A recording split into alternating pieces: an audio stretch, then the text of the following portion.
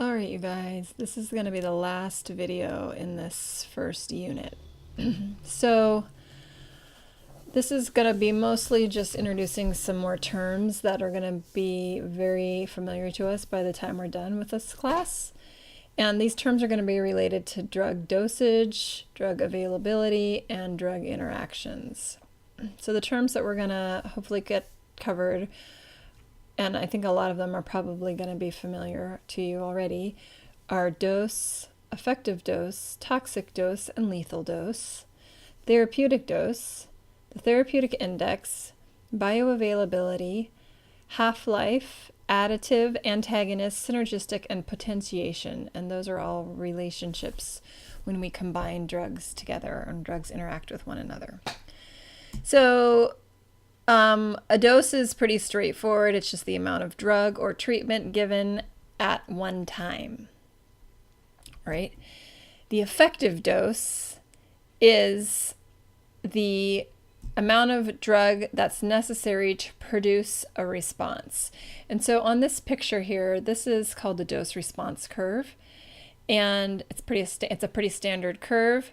And so when drugs are being tested, part of what information is going to be gathered during those phase 1 human trials, phase 1, 2, and 3, is the effective dose. How much do we want? How much of it do we have to give? So basically, the effective dose is oftentimes abbreviated as the ED50, which you can see at the top of that dose response curve. So the ED50 is the dose that was effective for 50% of the patients that were studied. So this accounts for some patient variability. So I think that one of the things that is important to remember once you know about this ED50 is that it's the effective dose for 50% of the people, but what about the other 50%, right? The other 50%, you're going to have some people that dose is not going to be enough, and for other people, that dose is going to be too much. And why that is, now that we know more about genetics, that's probably why that is, right? That would probably account for a lot of this variability that we see in these dose response curves with individual patients. But the effective dose and the dose that's usually administered then, but when we look at dosing strategy and we say you should take 200 milligrams of this drug every 12 hours, that 200 milligram dose every 12 hours is the effective dose for 50% of the people. So that's where that comes in. That's where that comes from. The toxic dose is the amount of drug necessary to produce untoward, which are unpleasant or harmful, if you remember, effects or symptoms of poisoning. Another dose, which is similar to the toxic dose, is the lethal dose. And the lethal dose would be the dose that would kill 50% of the patients. So this would be an LD50. Of course, we're not going to kill people, but we do this to animals. And so where the LD50 comes from is it's based on animal data.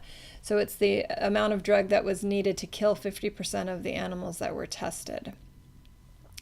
Of course, we're going to extrapolate that to humans, and we're going to assume that would be the dose that would be sufficient to cause harm and or untoward effects in a human.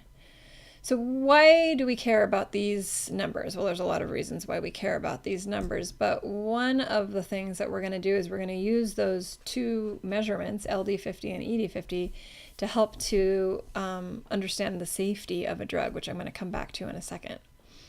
Half-life of a drug.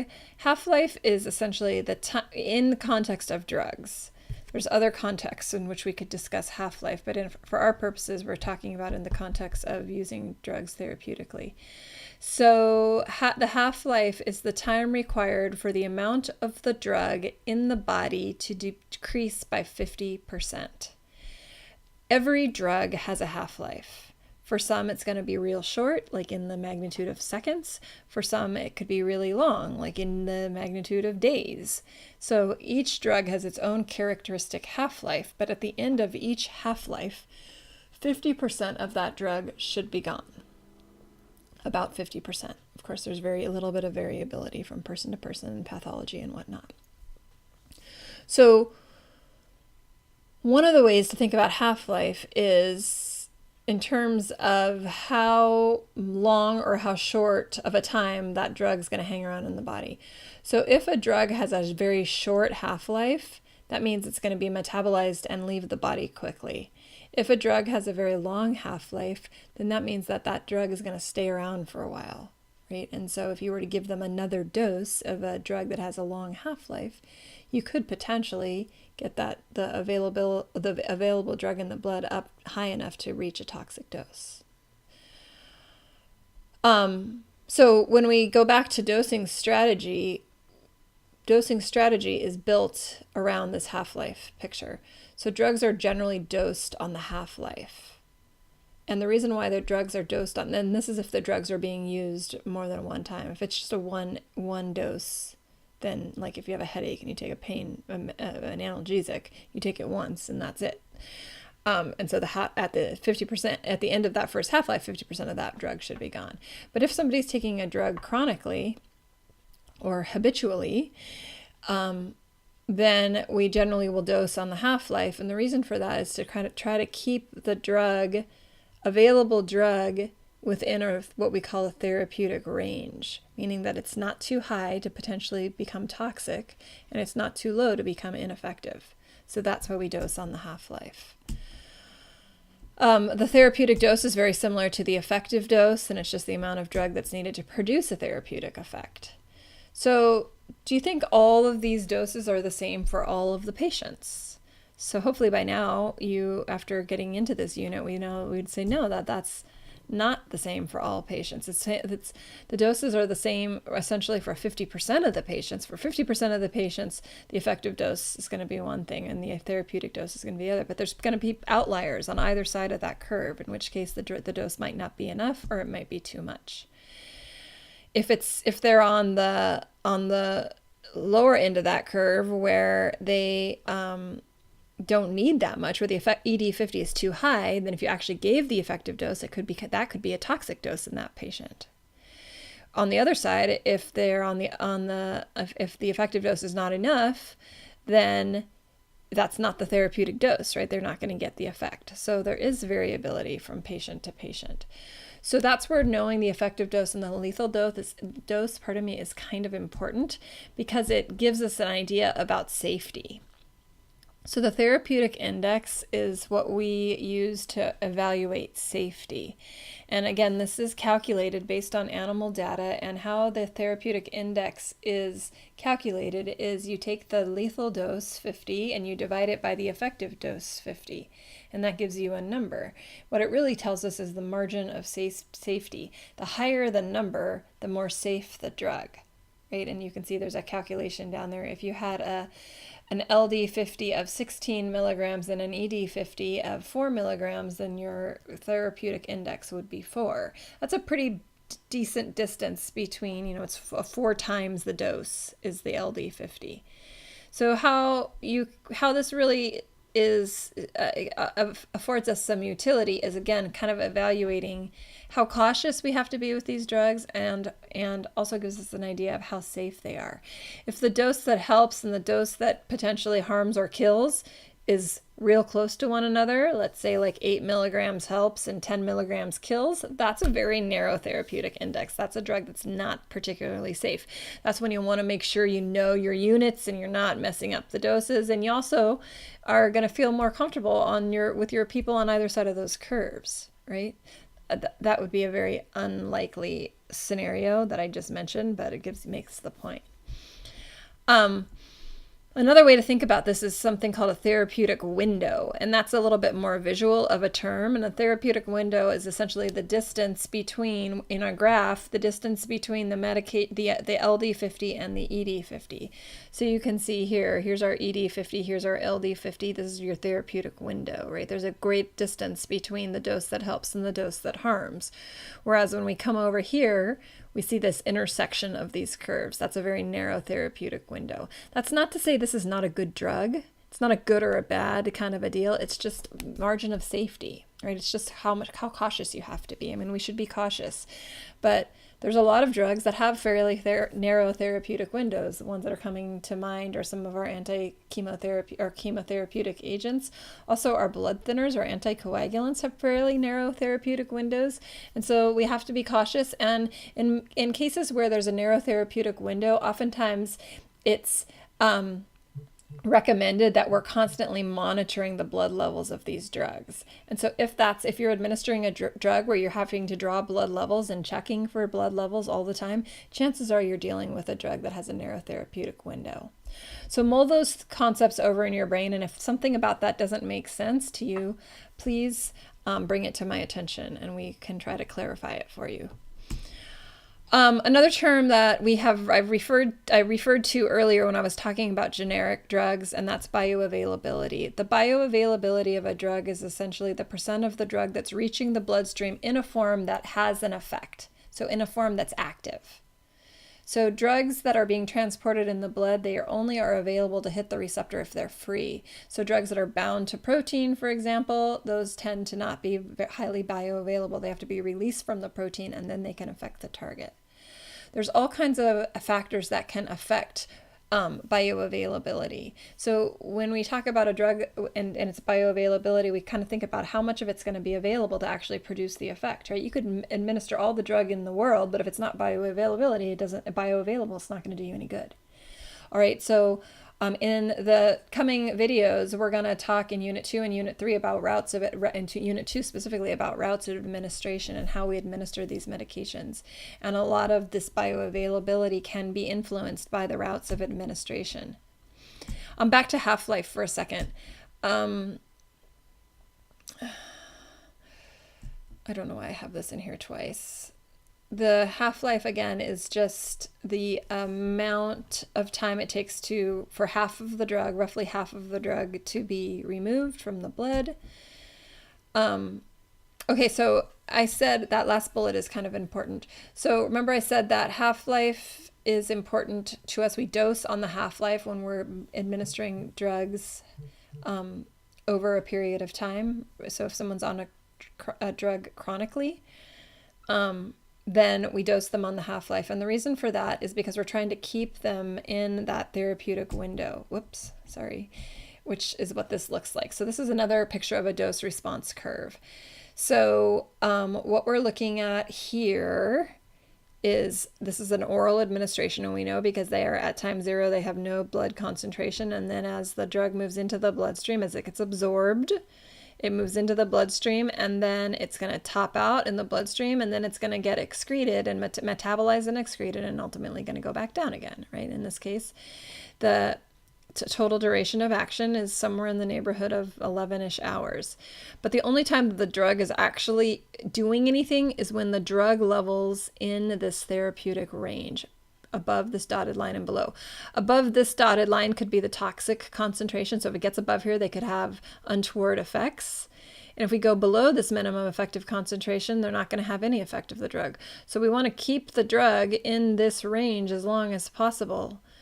And again, on a single administration, that's not really going to be a factor.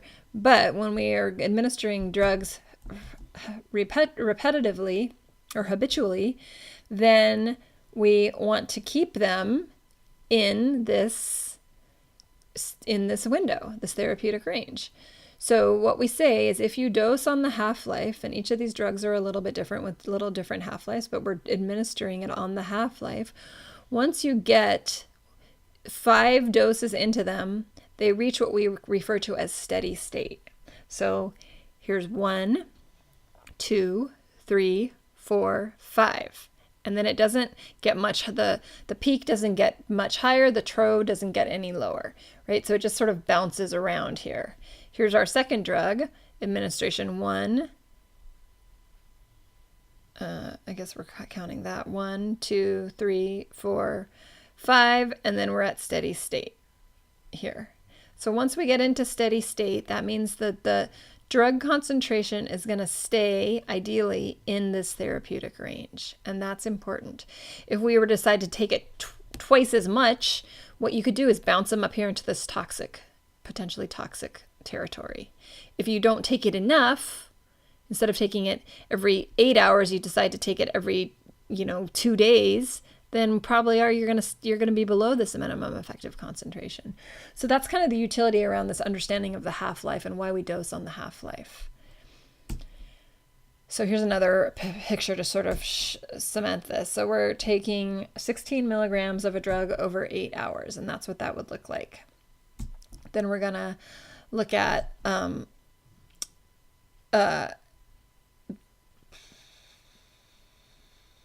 in green, we've got 4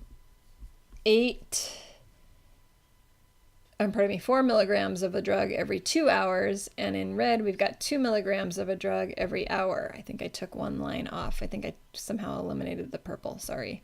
So we only have 3 lines here. I don't know what I did with the purple line. 16 milligrams over 8 hours, 4 milligrams over 2 hours, 2 milligrams over an hour. And so you can see how we kind of bounce around. That black line is indicating where we want to kind of keep our drug sort of hanging around that line, right? So, though looks like from all estimations that taking that drug 2 milligrams every hour is keeping the drug level the most steady in this particular example.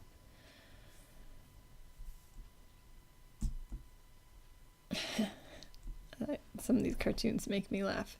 I want you to take one of these with water every 4 years. Okay, so again, think about the half-life, think about dosing on the half-life, and if that's unclear or you need some clarification, be sure to ask. Send me a message, send me an email. If we're in a hybrid class, talk about it with me in the lecture, or if it's an online only class, stick it up on the discussion board and we'll discuss it, or send it as an email.